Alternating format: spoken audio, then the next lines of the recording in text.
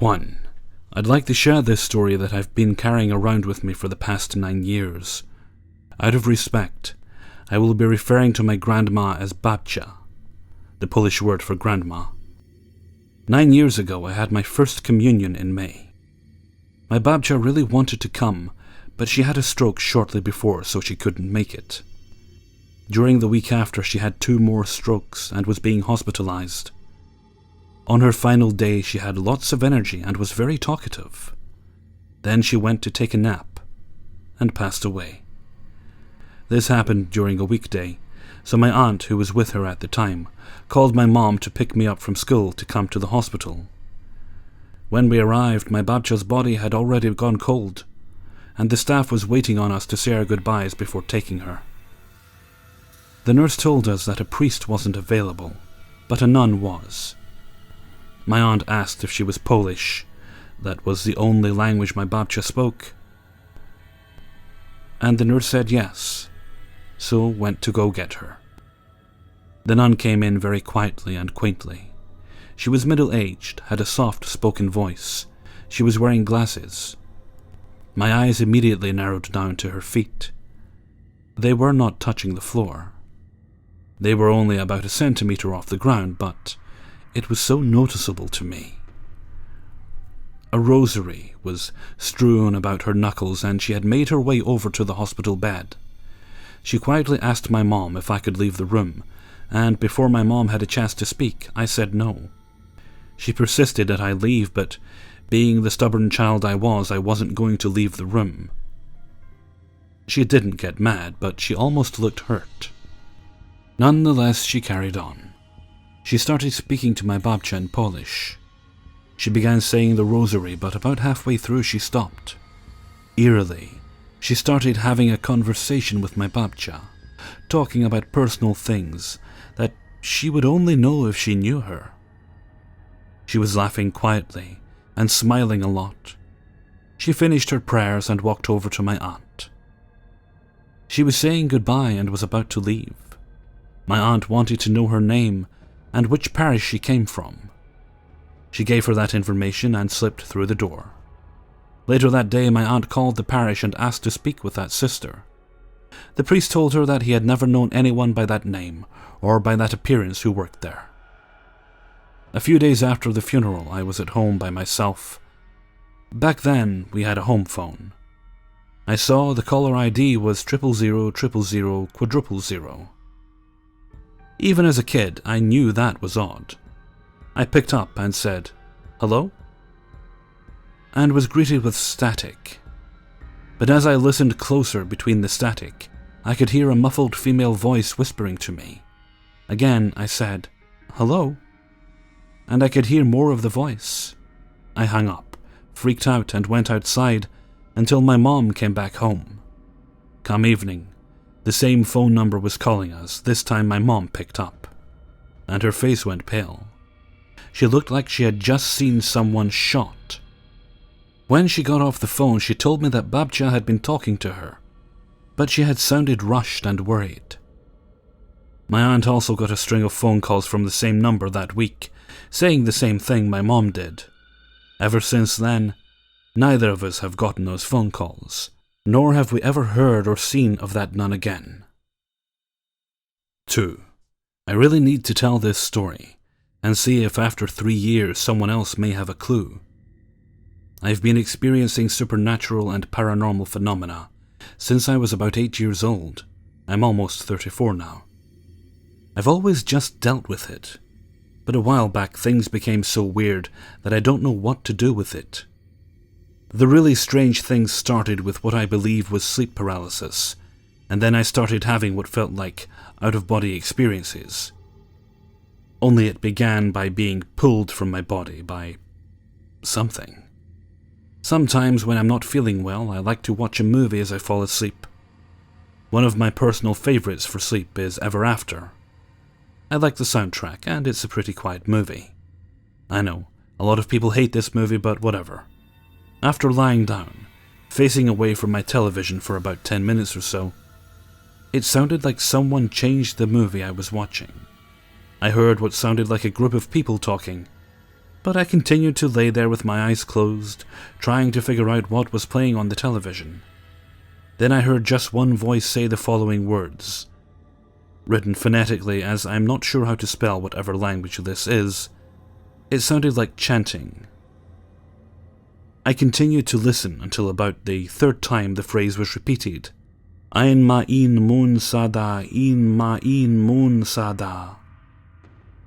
When I realized it didn't sound like a movie or show I was familiar with, I decided to turn over and open my eyes to see what was on. I saw a man, or woman, I'm not sure which, wearing a red hooded cloak with their head down. The person slowly lifted his or her head and started to remove the hood, and suddenly, I was watching the movie again. I haven't been able to translate that language anywhere yet. Also, I refuse to repeat it out loud because I have no idea what it means. I'm aware that my description of the figure I saw sounds incredibly cliché, similar to people who claim to see an apparition of a woman wearing period clothing. But it's exactly what I saw, and I can't think of any other way to describe it. Thanks for taking the time to read this. Any thoughts, suggestions, similar experiences would be very appreciated. 3. I've always somewhat believed that there are things beyond what we can see. Not necessarily ghosts, but beings that we don't have an explanation for. I've only had a few experiences where I couldn't explain things away, and this is one of them. It happened 5 years ago. I moved into a new city, looking forward to living alone for the first time. I found a newly renovated bachelor unit in a low-rise apartment close to work. Passing all my checks, like making sure it's in a safe area and nothing illegal happened in the building, I signed the lease. Nothing really happened during the first 2 months living there. I was excited that I finally get to live like an adult and have a place of my own. But I also want to point out that I am extremely dense and never pay attention to my surroundings, so maybe things did happen around me and I just never noticed. Anyways, by the 3rd month, something happened. I woke up in the middle of the night, something that I normally don't do since I'm a heavy sleeper, and have been known to sleep through anything. Even if I rolled off the bed, I would still be sound asleep on the ground, which has happened before. But this time it was different. As the lights from the street lights drifted in through the windows, I saw a shadow of a man standing beside my bed. From the silhouette, I could make out that the man was wearing a top hat and a long trench coat. He just stood there, while the light illuminated the rest of my apartment enough that I can see the furniture behind him.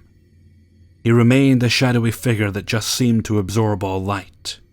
Instinctively I screamed, but no sound came out, just air. Because my bed was placed in the corner of the apartment, there was only 2 escape routes. The foot of my bed or to the side of my bed, where this shadow man was standing. I did the only logical thing and threw the covers over my head, and shut my eyes in the hopes that this was all a bad dream. I ended up falling asleep under my blanket, somehow, and morning came. Like any morning, everything looked the same. I started my day as I usually do, brushing the night off as a product of stress in a new city. 3 uneventful weeks passed, until I again woke up in the middle of the night. This time my eyes drifted to the foot of my bed, and there, I saw the shadow of a little girl with ponytails. Strangely, I wasn't scared this time. I kinda thought, not again. Threw the blanket over my head and tried to fall asleep, like it was routine.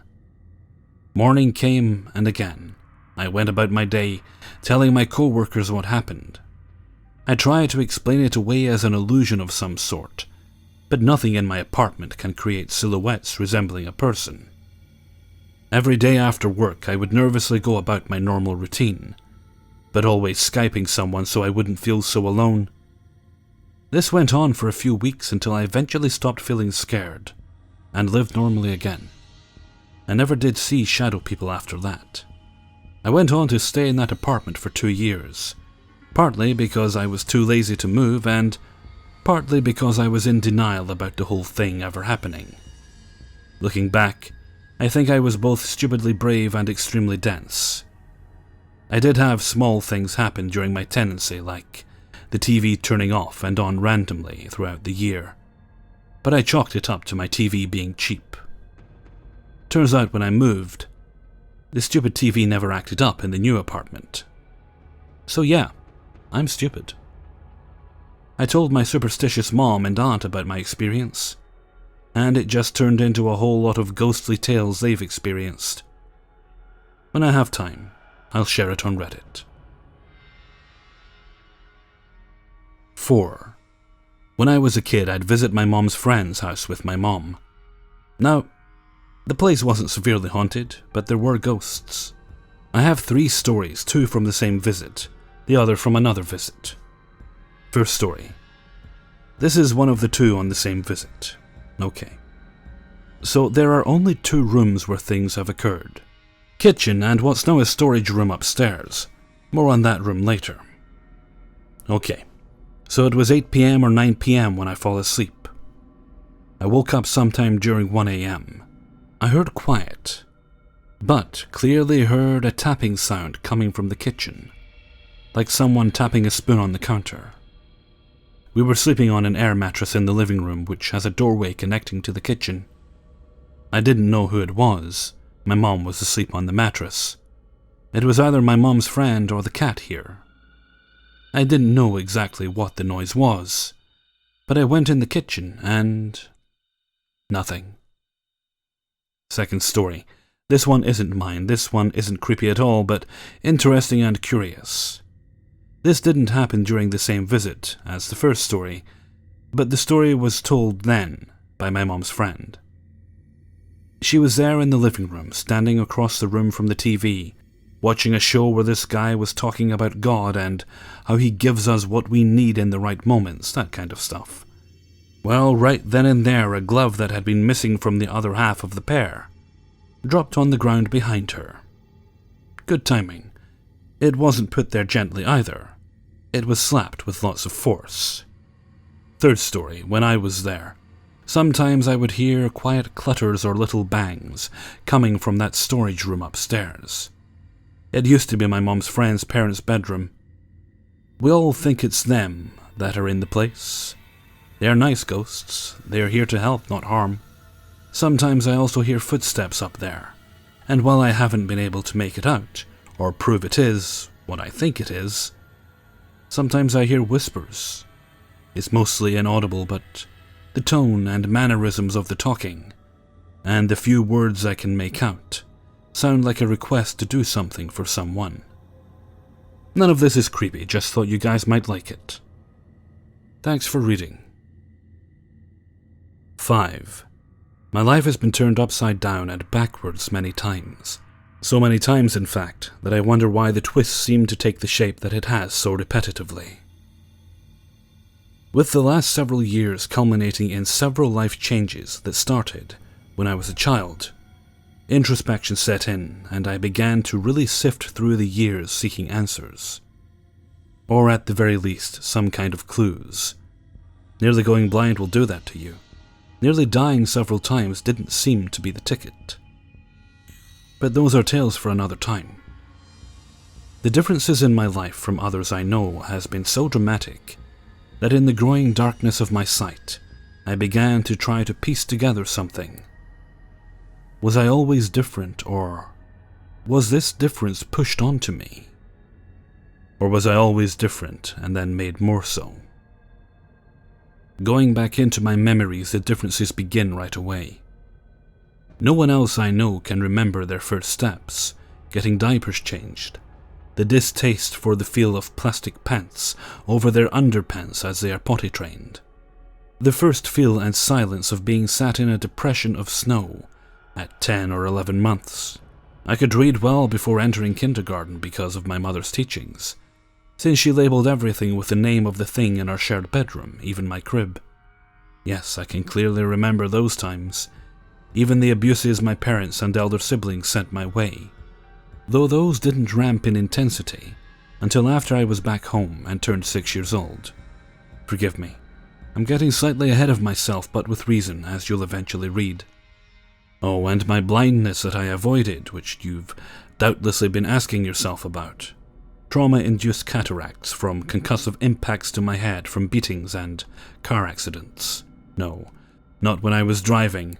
These happened in childhood, before the law and normal use of seatbelts stepped in to protect us from ourselves and our parents. Now, needless to say, this is all completely true. I know you'll all wonder if this is the case, if it's true. Can I provide you with as much documentation as you need that won't be compromising, etc.? I could, but that would make my life somewhat less private. But the information is available. Even my doctor's information on the implants in my eyes, so I can see, can be screenshot and put up if you need convincing. But why am I telling you these things about my vision? Simple, really. Something didn't like the idea that I could see them. Really see them. As I am a child of two nations, born in the US, this means a large amount of cultural background goes into the sum of my parts. With a Cuban father and mother from England, you can see what an amazing contrast there would be between the two parts of my family. The differences are so vast, with one half of the family being very spiritual, Santeria being a large part of the religious makeup of the Cuban side. On the other is the Celtic influence of my mother's family, with deep ties to the old faiths of the islands of the United Kingdom, all the way back to the old religions of pagan and druids. As a baby, I never knew how protected I was by my tias. That's aunts in Spanish. And their diligence to keep the house we lived in safe from the other world they knew was there and feared. Terrifically, in fact. Constant blessings, use of camphor, holy water, and cleansing with incense happened all the time. These kept my dreams untroubled, and I feared the dark only because I could not see. Eventually we moved, and the home I would grow up in did not have any of those benefits. I began to see things in the darkness most easily. Aside from feeling things when I was near something spiritually active at a distance, I could see things too. See what? Indistinct shapes, swirling patterns of movement, as of fog or ether, and something causing eddies in it just out of sight. But sometimes I saw more, much more. Take, for example, my tio, Mickey, and his wife, my tia, Olga. As a little child, we'd go there all the time because tia Olga was my godmother. Her mother, forgive me, I do not recall her name, lived with them and had her own room. She was very old and not in the best of health, but she had an aura about her that said she was kindly, and wished she could do more when my brother, sister, and I came to visit, than just sit in her room or lie in bed. Sometimes she was too exhausted to get out of bed, and we had to play quietly on the other side of the house, on the covered porch. I had a habit of wandering off and going places I was told not to go, following feelings that seemed to draw me on, that were tied to my gut around the level of diaphragm. In fact, sometimes I would wander blocks away from home or to parks, scaring my family silly. I would go to tia Olga's mother's room, and as I'd walk in, a man sitting next to her bed would look up and smile most of the time. My memory of him is as hazy now as it is of her, but I remember dark, warm eyes, steely grey hair swept back and slicked down to keep it neat, with a light blue-grey guayabera. He was thick in the upper body, muscular but not overly so. I couldn't see his lower body since he was on the opposite side of the bed. She would look away from him to me, following his gaze to see me standing in the doorway. "Hola, señora," I said. "Ay," my tio Mickey would say from the hallway to get my attention, and I turned to look at him. As he and his big dog Duke came towards me, I looked back to apologize for bothering her. My mother's demand for proper English manners, you see, and the man was gone. There was no place for him to go, I should point out, and no one else lived there since my cousin Michael had moved out some years before. Keep in mind, I think these events happened when I was 4. I'm pretty sure of it, as my cousin's wedding had been the year before this, when I was 3. No one could ever tell me who that was. No one wanted to even mention it. The fact is, it only started whispers between adults about the events, fearfully whispered discussions amongst them. Discussions I was not allowed to even think of eavesdropping on. It wasn't long after this that my tia Olga's mother passed on. I never found out who the man was in the room with her, but I'm assuming it was someone very close to her for the simple fact that I never felt menaced by what I saw, and the room felt brighter after she passed, as if her illness or frail body had trapped her light. And once it was free, the room fairly scintillated from its passing touch. Funny to think that years later, when I brought my girlfriend, who would eventually become my wife, to visit tia Olga in her sickbed, that it was in that very room. No, she was not there looking over her daughter, but the room was still bright with the light she'd left behind. A parting gift to ease her daughter's pains. Not all I saw was friendly, as I'm certain you're wondering at this point, if everything I saw was benevolent or kindly. As I said before, the protection afforded us was lost when we moved, as my mother never let my aunts do their ministrations again. We were given these tiny bags with a bead and a rosary medallion inside to wear under our clothes against our skin, pinned to our clothing with safety pins to ward off evil. Because of the thing I mentioned, and a considerable many more brevity doesn't allow me to mention, I was given one more than my brother or sister. One of my patron saint, Joan of Arc. No, I'm not a female. But there is no Saint Sean. That's my name, by the way, Sean. Same spelling as Sean Connery, for whom I'm told, jokingly or not, to be named after. Joan in French, she was French after all, is Jean. That's pronounced the same way as Jean of Jean-Luc Picard fame for the Trek nerds amongst you. Which, as you can easily hear, sounds a lot like Sean. A name that none of my Cuban relations could easily say except my cousin, who was raised in the US. Forgive me for all this preface, but I thought I'd give you some idea of the events and history before the big event. My mother's relations had come to visit us, singly or in combinations for a little while, and I do believe I even got to see my great-aunt Lily more than once in the US. My mother's father, Grandad, had been setting aside money since she'd left home to have her come home, either to stay or for a visit, and this money he'd made from quitting smoking. Funnily enough, he'd been saving so long that the amount had grown high enough for us all to come visit them over the summer. My father had to work, so he couldn't come with us. His job was very demanding. Our talismans, given to us by the Cuban side of the family, were not allowed to come with us and remained in a box back home, despite loud protestations. My mother was most insistent on that, as she was embarrassed by them. We got our passports, and in June of the year Star Wars 4 A New Hope came out. So we were literally flying to the UK less than a month after its initial release, and I had to miss the phenomenon of the summer that it was in 1977. But its impact was felt all over England in merchandising that tantalized me in the form of bubblegum cards with stills from the movie on them. My time in England was, to put it lightly, not boring. Why, you might ask?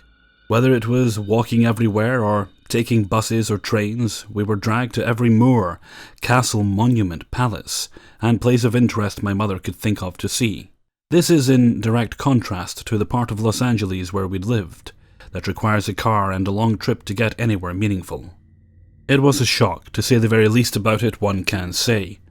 All of this while travelling between the homes of my granddad and Nanny, that's my grandmother if you hadn't guessed, my Aunt Sonia and my Aunt Celia in various places around England.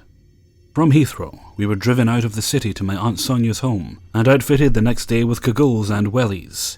For anyone not familiar, those are rainproof jackets that cover to the thigh and waterproof calf-height rubber boots. For you see, we had been impelled to come because that year, since the previous 2 years, had been a drought, and rain had been scarce, but 1977 was the end of the drought, and we saw 3 sunny days all summer long, as nature dumped 3 years' worth of water on England to make up for her laxness. Sonia's home was new, and the neighbourhood she and her family lived in was newly urbanised portions north of London that once had just been rolling hills and forests. I slept well there, felt nothing, and nothing ever happened. The same could not be said of Celia's or my grandparents' homes. Celia had an old home that was more than a century old, and with much history in an area of England known for minor nobles living and dying nearby in their mansions. My grandparents' flat was in the middle of a rebuilt portion of London, in an area that had been annihilated during the bombing of London. When we first went to stay with Celia, it was a bit of a shock. Upon first stepping through the front door and removing my wellies, I noticed the air was thick and cold. To the left of the large front door was a toilet behind a closed door, under a large staircase with a banister. My eyes were drawn to it as we were led inside by my aunt, distracted with talking to my mother about her coming wedding, another reason for our presence, so my mother could be there for her younger sister's wedding. The cold stopped as we got to the third stair and turned right on the small landing and proceeded up the stairs. Now the air was just thick and unwelcoming. We were shown to our room we'd be sleeping in, we children. It was across the hall from Celia's room and next to my mother's room. I kept looking at the door to my aunt's room, a pulsing sensation in my ears and pressing on my chest. So distracted was I that I didn't even notice I was being asked something by my mother, as she ushered me into our room to unpack. Celia smiled at me as she opened the door to her room, something about getting into her regular clothing now that she was not traveling anymore that day. I looked past her into the room with eyes wide and the feeling of dread growing. She saw my curiosity. "What is it, Sean?" she asked me. She looked over her shoulder into the room. Past her I could see her bed and nothing else. I looked back at her as she entered the room, and then walked out of sight to the right towards what I would later learn was the walk-in closet. Doing this, she crossed my view of the bed, and when it was clear again, I saw something that chilled me to the marrow, and the pressure came back enough to make me gasp. There in the bed now sat an old woman in a sleeping cap and nightgown that looked like something from the 18th century. Her hair was grey and tied up into the cap. Her skin was parched and wrinkled, but she couldn't have been older than 70. I apologize, I cannot be more descriptive than that. Not only was it 4 decades ago, I was terrified. As I write this, the terror is fresh in my breast, and my heart is hammering just as it did then. The woman was sitting in her bed, looking in the direction that Celia had walked out of my field of view. Then slowly, she turned to look at the doorway. It seemed at the time she was turning her head at the sound of my gasp. Her eyes were hungry, unwelcoming, and accusing of some misdeed I was being blamed for. At that moment, my sister and mother walked past, breaking my line of sight as they walked past to go downstairs to get the rest of the suitcases to unpack. I stood frozen, my brother asking me what was wrong as they walked by. After they passed, the old woman was nowhere to be seen. I told no adult, nor my sister, as I remembered the response seeing things like this had gotten me in the past at home. I confided in my brother only, and he told me he hadn't seen anything. He proceeded to tell my mother and sister all about all I'd said, and all the future events, and yes, she looked real. Like any person you see on the street looks, solid and alive. That's how a great deal of the spirits I see look, or so I've learned. They appear as they did in life, rarely as how they died unless it was violent or dramatic. This was something I would learn much later, but I mention it here in case you're wondering.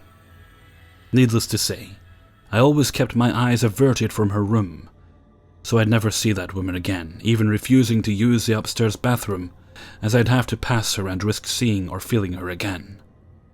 My grandparents' flat had no oppressive feel to it, but there was a ghost all the same. A figure would walk into the bedroom where my brother and I slept, look around and then leave.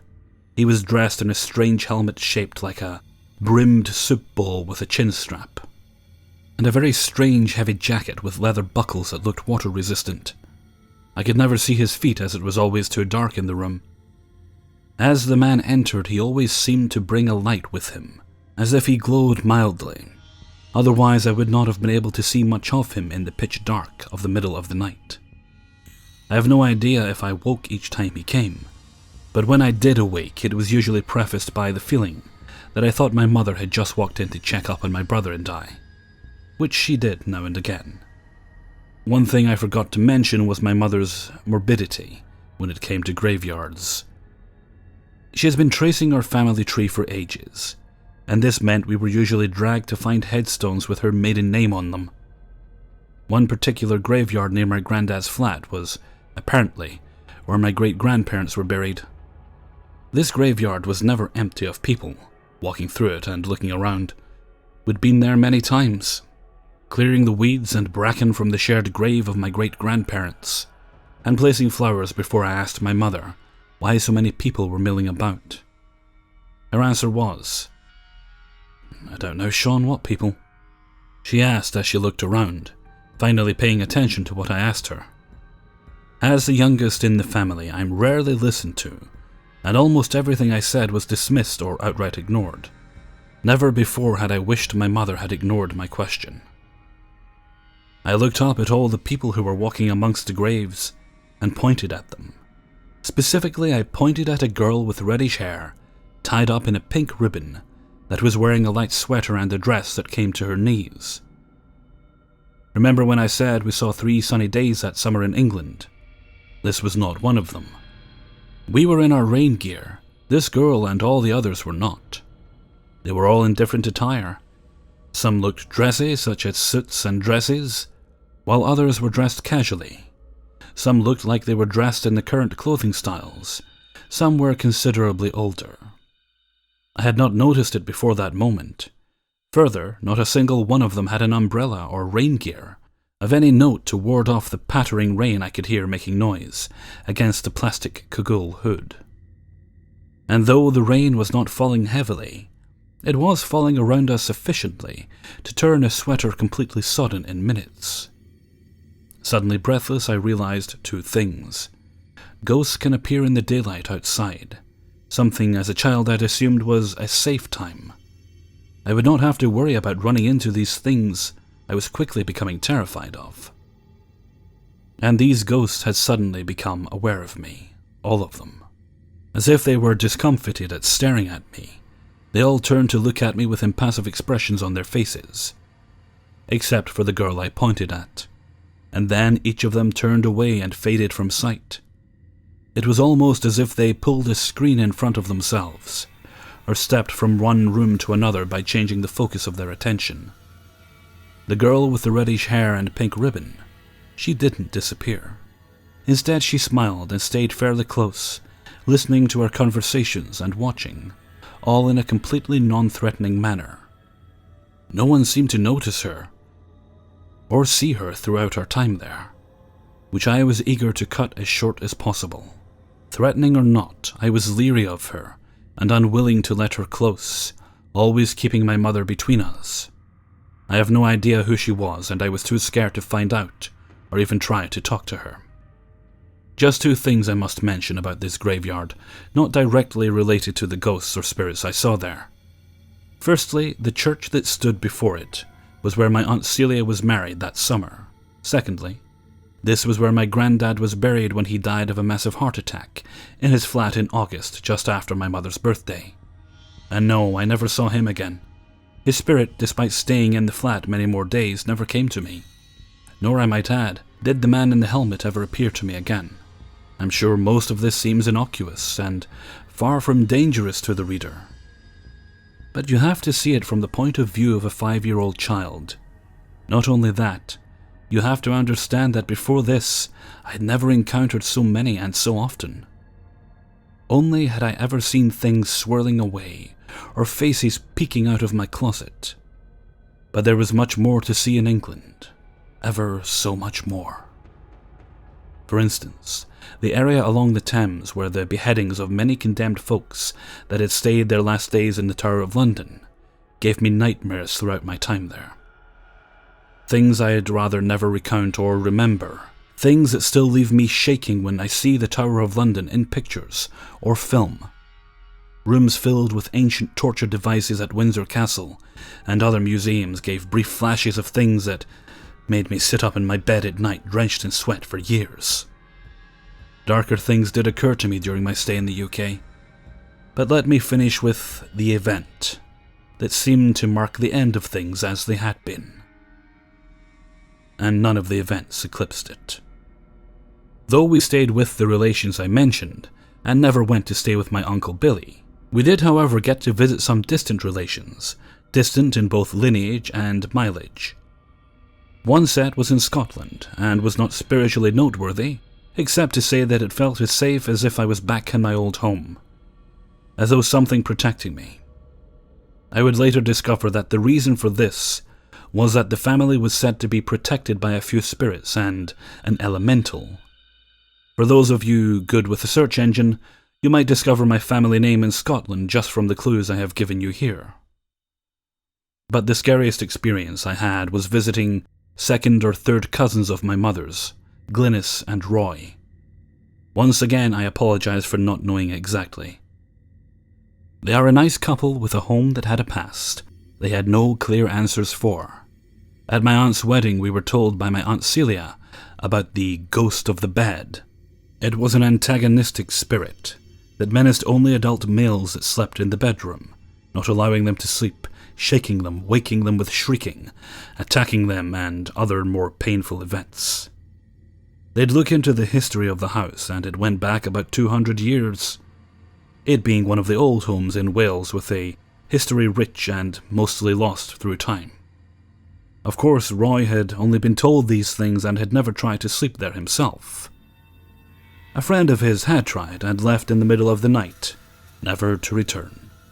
No one stepped forward with more information as to why the spirit did what it did, whether it was male or female or what had brought its darkness into the home in the first place. All this was recounted by Celia with dark glee, as she looked on the paranormal, as I would later find out, as a fan of Hammer horror films looks on schlocky movies, as something to be sometimes laughed at and sometimes horrified by. A non-believer and mundane in every sense of the word, who would later run experiments on haunted locations with me as a guinea pig on her many visits throughout my childhood. Terrified at what I could end up seeing, and now thoroughly exhausted from lack of sleep and decent food. But that's a story for another time. Suffice to say, the words cuisine and English do not belong sitting back to back, as they are unrelated as any two words can be. Want to know why Harry Potter is always eating candy and treats in the movies? Can't ever go wrong with English sweets and candy. The trip to Wales was long and arduous, as we had to stay on the train for several hours, and a few train changes and a bus ride. Before it was all over, I had been menaced by my sister and brother with the idea of the ghost in the house, ghosts they didn't believe in or could see. Menaced with the idea of being put in the bedroom I was so scared of sleeping in. You know how that is, how children are. "We're going to put you in there, Sean. We're going to make you sleep upstairs with the ghost," they torment me, then wail like ghosts, holding their hands in grasping poses like a walking revenant out for human blood. I'd wail and run, scared out of my wits already at the very knowledge I was going to be near it. Certain, in fact, despite my mother's claims they wouldn't, that they'd do it all the same and make me sleep in that accursed room. Well, human endurance can only go so far when living on egg and chips, fish and salad and Savoy. I passed out on the last bus despite trying to stay awake, in order to make sure I was able to make certain I was not put in the wrong room. My siblings had a nasty habit once they knew about the ghosts I could see, of locking me in closets just to hear me shrieking in the darkness. Darkness that was sometimes not void of others. I was scared that they would force me into the room and make me face it, as they had threatened. My fears were in vain. They never did go through with their threats. I awoke, as children do, slowly and softly, to find myself in a bed already, despite the fact that I could tell by the ambient light that it was still daylight. And it was also sunny outside, one of the 3 days I mentioned. I was covered in a thick blanket that felt almost as heavy as one of those lead coats they throw on you when you get x-rays at the dentist's office. It was warm and comfortable for several seconds, before I realized where I was. Then terror blossomed in my chest and my heart began to hammer against my little ribcage. I sat up, struggling under the weight of the blanket I now saw was doubled up, and made of a very heavy material. Don't ask, I have no idea what the material was or if it was a comforter. All I recall is that it was heavy and warm. Sitting up, I look around me at the room. The bed was cold and I could hear the springs shift as I did. The headboard was metal, rather like the kind you see in old movies of hospitals, but it was larger and wider. It seemed so large to me at the time, disproportionately big for a child of my small stature. To my right was a window with the pull-down shade drawn from the lintel to within an inch of the sill. I could tell the window was open because of the way the shade moved slightly, now and then from the air flowing around it, causing the sun that was coming in to vary in intensity. Under the window was a low chest of drawers made of dark-stained wood. It looked antique and sturdy. To my left was a tall dresser that was at least 4 feet high, but with no mirror on it, also made of dark-stained wood. That made me feel frightened for some reason. The lack of a mirror. Don't ask me why. Directly beside the bed, on my left, was a nightstand made of lighter wood with a single drawer in it. Set atop it was a glass of water and a couple of Welsh cakes next to the glass. My stomach rumbled at the sight of them as I reached for my first. I heard a sound and looked at the door for the first time, which was just in front of the foot of the bed. The sound of my family downstairs, laughing loudly at something. It seemed to come up to me as if mocking me, teasing me, almost like I was put here on purpose to test me, to torture me and expose me to my fears. Because after all, to them it was not real. It was explained away as imagination how many times by my mother since coming to England. I'd lost count, and I could hear my brother and sister laughing at something, the low voice of Roy interjecting something, and then another burst of laughter. Well, I thought, I'll show them, I'll get away, I'll call them all stupid and mean for trying to scare me and laughing about it, always picking on me, the littlest in the family. The butt of all their insults and tortures. How many times had they locked me in a closet with things reaching for me in the dark? Or in a room with a ghost that could see me as well as I could see it. All in the name of helping me get over my fears. So many times. Tears had been tracing down my face as I thought of this, but now they intensified from drops to streams that blurred my sight as my horror and feeling of betrayal intensified. My cheeks were soaked and stung slightly from the hot, salty tears. I moved to get up, but paused. I felt it then. Through my whole body I felt it, like I was suddenly deep underwater. The pressure was intense, and almost like a nightmare in intensity. Like drowning out of water, sinking deeper and deeper every second, the crushing feeling growing tighter and tighter about me. Pressing on my little chest, my shoulders creaked as they were forced into my body, and my wrists were crushed into my stomach, almost as if a gigantic hand was gripping me. Looking back now, I have no idea how I survived. I tried to move, but my arms could not defeat whatever it was that held me. Another chorus of laughter from under the door drew my attention downward, and I could see the gap beneath the door with light from the hallway illuminated a small patch of the wooden carpet, and the edge of the rug that the bed sat on.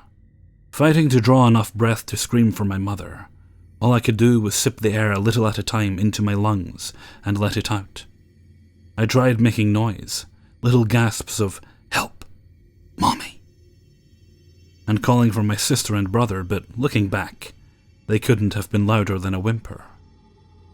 They were far from where I was and downstairs, and they would probably ignore me anyway, as they usually did. I felt betrayed as well as terrified beyond comprehension, but it wasn't even close to what I was in for. A sound distant but persistent and strange reached my ears then in the silence of the room. It didn't echo. It seemed as though the sound was sucked away as soon as each sound finished. It grew steadily louder, and by that, I could tell it was getting closer. The grip hadn't lessened on me, and in fact began to push down so my little legs were bent at painful angles on the bed. The springs squeaked in response to my downward pressure into the bed, and I heard my mother say, "Think I heard Sean upstairs, I'll check on him later. Going to step out for a cigarette." And it trailed off as she must have gone outside. And the sound of a door opening and closing, then silence. They had all stepped outside. I could now hear the sounds of my brother and sister laughing distantly from the slightly open window to my right. My right hip protested the pain of being crushed in the semi-sitting position with my right leg splayed out to the right and my left extended in front of me. The noise I'd heard, now seemingly emboldened at being alone in the house, grew louder. I could finally tell at last what it sounded like. It was like a groan, only it sounded like a person groaning while inhaling, rather than exhaling. And it didn't stop this time. It was inhaling and making the sound, getting louder and louder, closer, but I couldn't see from where. My eyes were now rolling around in my eye sockets, searching every corner of the room to see if I could find the source of the sound. All the while my mind was crying for my mother, my tears now soaking through the neck of my polo shirt in front of my chest. The groan stopped for an instant, then began again, louder this time, and I sensed it was very near. I looked down at the doorway. Something had attracted my attention despite the new, burning pain in my chest. What attracted my gaze was the light from under the doorway, which was slowly going out. It was being blotted out as if by a shadow of something moving over the source from the left of the door to cover the light. Eventually, the light was absorbed by a solid line of shadow, and I knew it could not have been a person. A person could not make those sounds. A person could not make this kind of completely eclipsing shadow over the light. There would be a shape of feet or legs or something in the light. The sound was just now outside the wooden door, louder than before, and something more. It was not a single groaning. It was the sound of several people. No, it was a chorus of them, and it sounded now almost like a painful gasping into air-starved lungs. Only it never paused to finish taking the perpetual inward breath. The groan didn't sound like it stemmed from pain, no. It sounded almost like an engine getting going, as if it was drawing something it wanted into it. The louder it got, the more I hurt at the pressure of the crushing sensation. As I watched, the shadow over the light was taken away as something darker began to slide under the door. I know what you're thinking, darker than a shadow. Darker than a lack of light. Yes, darker and fuller. I could see an amorphous mass sliding under the door that was darker than midnight as it entered the room. The sunlight that came in around the shade in the window grew dimmer. The pressure on my chest surged angrily as I was suddenly flung back in the bed and banged my head against the slatted metal headboard, which in turn smashed the wall. The sound of it, though it should have been loud, was like a muffled clunk even to me, as if the sound had been sucked away or muffled under water or with a pillow. Take your pick of metaphor, I'm sure you get what I mean. My head, now dazed from the collision, was too loopy and weak from lack of oxygen to appreciate the reality I could now breathe. All thoughts of escape had long gone, and all I wanted was my mother to come rescue me, to drive it off and protect me, to enfold me in her arms. But I realized that would not happen. Despite her promises, she'd put me here or allowed me to be put here. Either way, she didn't really care about me. Blearily turning my gaze downward, I watched the foot of the bed for signs of it as I prayed. Let me die fast so it can't touch me or take me. Please, just let me die. I was so scared all my limbs had gone cold from shock. The groaning started at an all-new intensity, revving upwards in the chorus of sound, and my eyes grew wide in terror as the dark mass now surged upwards into the air, as if standing. And it didn't stop. It stood and spread out as if oozing into the air, sucking the warmth and oxygen from the room. The light growing dimmer and darker as I laid there numbly, panting in ultimate terror. My thighs grew hot as my urine burst free into my jeans and ran out of my pants and onto the bedding. The groaning changed to an almost overjoyed, triumphant tone as it spread to the left and right like bat wings, reaching around to engulf me in its wicked, hungry embrace. Please, please, please, please. I realized I was panting, begging as my tears blurred my vision. The mass moved up the bed and the wings oozed in slowly to engulf me. All I heard was the groaning. It filled my tears then, and seemed to crawl into my head and echo there. A fresh wave of tears made it so all I saw was the blur and the cold feeling in all my limbs. My head propped at a strange angle against the headboard, forcing me to watch as it closed in. The anticipation of its icy touch on my already cold skin repulsed me, and I began to shiver uncontrollably. Then, just before I knew it was going to touch me, my vision cleared slightly, and I could see it was about to touch my shoulders and embrace me. The noise it made surged one last time, bestial sounds of the predator about to make a kill. But it was suddenly blotted out by the intense, white-hot agony on top of my head, a burning, watery feeling far more intense than if you ever get a shower of hot water in the tub, and it was only happening to the top of my head. Wave upon wave of heat, an agony like the top of my head had just been ripped open with a welding torch or a blowtorch, only it didn't fade, and the room was suddenly filled with a blinding white light, so bright my eyes had automatically drawn to slits to protect them. The whole room was filled with it, except for the Stygian patch of nightmare before me on the bed. It had halted in mid-reach, and was now illuminated completely.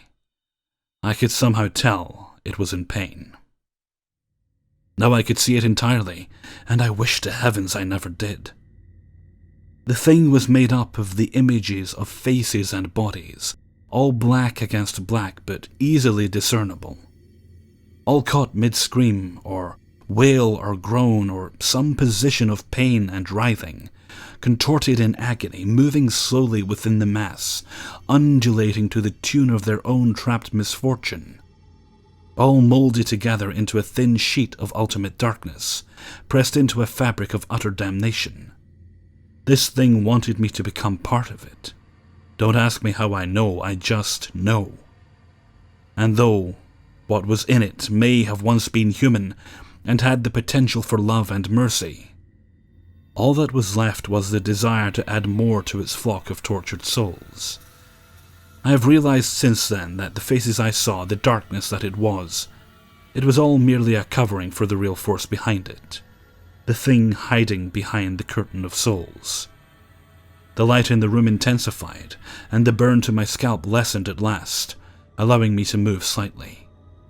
The mass leapt off the bed, and seems to be sucked under the door, all the while thrashing left and right as it drew in its wings to remove them from the reach of the light. It passed into the hallway, the groaning sound receding as sounds from outside and light returned to the room. I could hear my siblings playing, and my mother talking to Glynis about something. No idea what it was, but it felt so good to hear it, no matter what it was.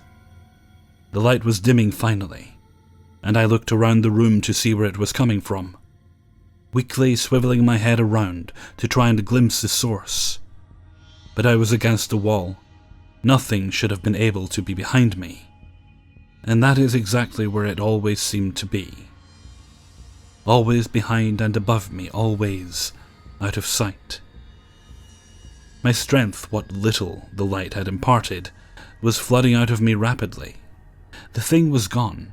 I wanted to escape, get out of the room now. Reaching my arm to the left edge of the bed, I tried to grab on and pull myself out of bed. I failed as the last of the light and the burning sensation fled me. I tumbled out of bed and headed to the door.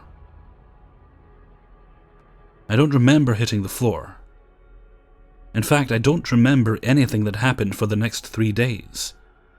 My memories were that I was in Sonia's little green jalopy, heading away from the train station in her town and on the way to her house.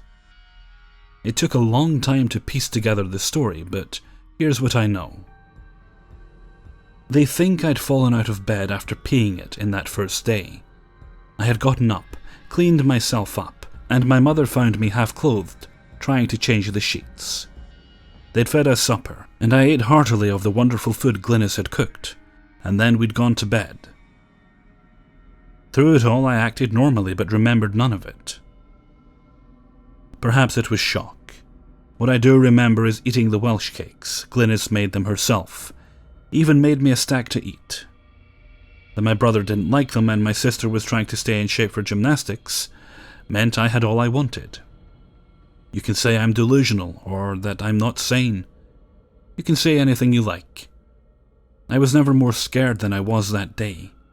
That was because I was a little boy, but I know what I saw. In case you're wondering, did it stay in that house? No. In fact, Glynis and Roy said that after we were there, during a visit to the US before moving to New Zealand, someone across the street had died, and they figured it had gone to follow the person. Roy slept in the room once to make sure nothing had happened. I had a different take on things, but never spoke to them of what I knew. Wasn't worthwhile telling them the thing followed me and made my life hell. Guilt never solved anything.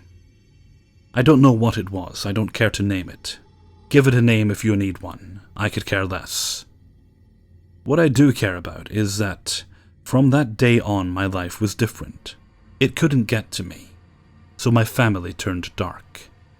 I don't know if it was the thing that wouldn't let people sleep or not in the tale we were told. I also don't care.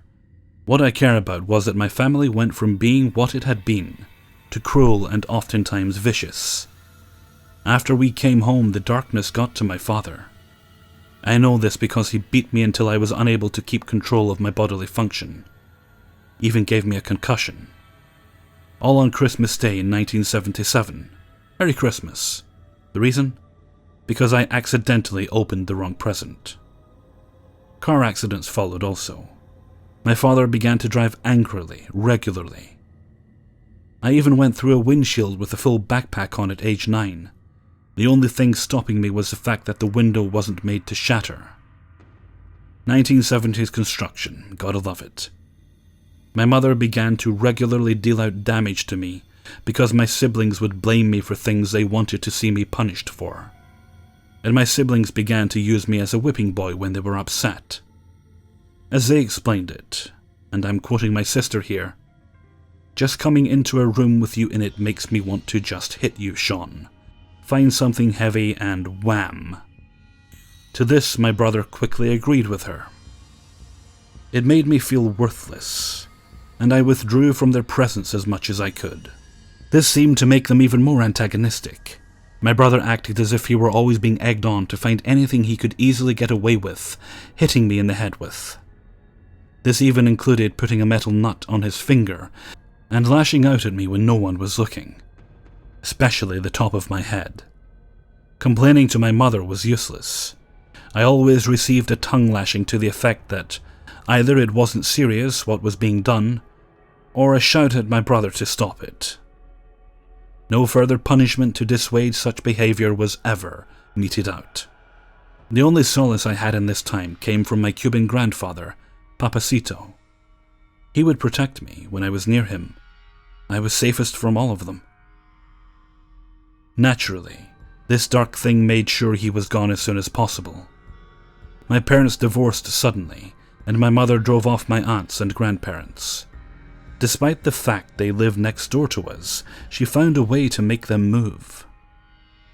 After that point, the cataracts started to form, and though I could see the spiritual things somewhat as dim outlines, I could not see them as clearly as before. No longer do they look like normal people. You see, it didn't want me to see so easily anymore, and it figured out how to reach me. At least that's what I think. Now I have ocular implants, and I can see as any of you can see. Mostly. Couple more laser treatments, no more cataracts. My ability to see ghosts seems as it was when I was 5. I know this because I was shopping one day after the first surgery, and my left eye was unbandaged 2 days prior. A little girl ran past me giggling, and knocked over produce as I watched. Then ran through a cart loaded with produce as if it wasn't there.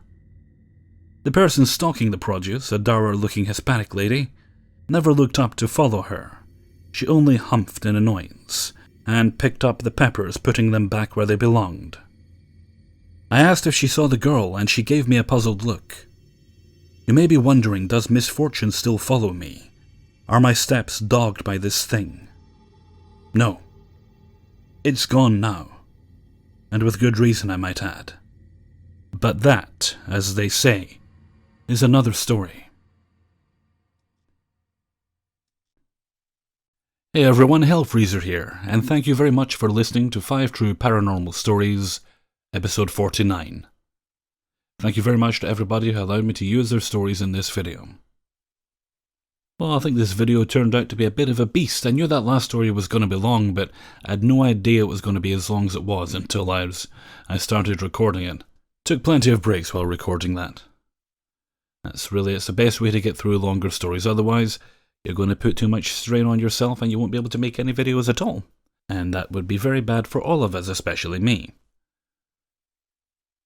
Okay, so it's getting late now, and somebody nearby is having a party. I can hear noise and music. Hopefully it didn't show up too much in that last story because they've been at it for a while. So I'm going to go, edit these videos, get them put together, then I'm putting my feet up in a leisurely fashion. So until next time, thank you very much for listening, and take very good care of yourselves.